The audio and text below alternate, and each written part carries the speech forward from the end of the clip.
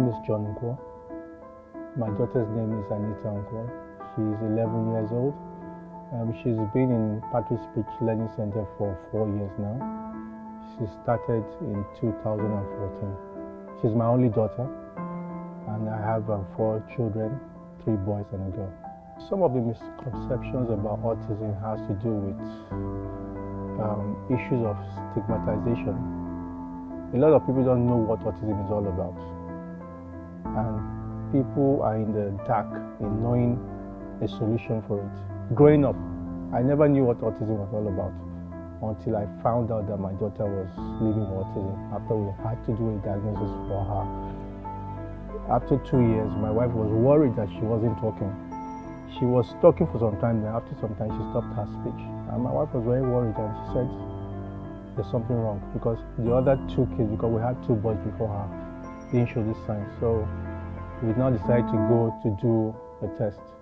And in the process of getting a lot of information, we found out that a lot of parents were actually having issues like that. And by the time we found out that our daughter was in the spectrum of autism, it became aware to us that a lot of people are living with autism. When we found out that she was living in the spectrum, that was when she was 2 years plus. It took a lot of understanding from me and from my wife.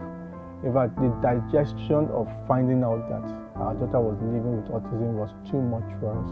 When we found out, I came home with my wife and she started crying. It was a very, very difficult situation. In fact, we didn't have anybody that already had an issue with autism. So it was as if we were living in an island of our own. So she was crying and I had to console her. And I told her that everything would be fine.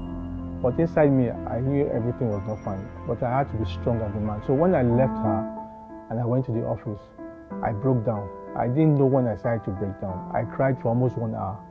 In fact, it was because of my daughter that I gave my life to Christ.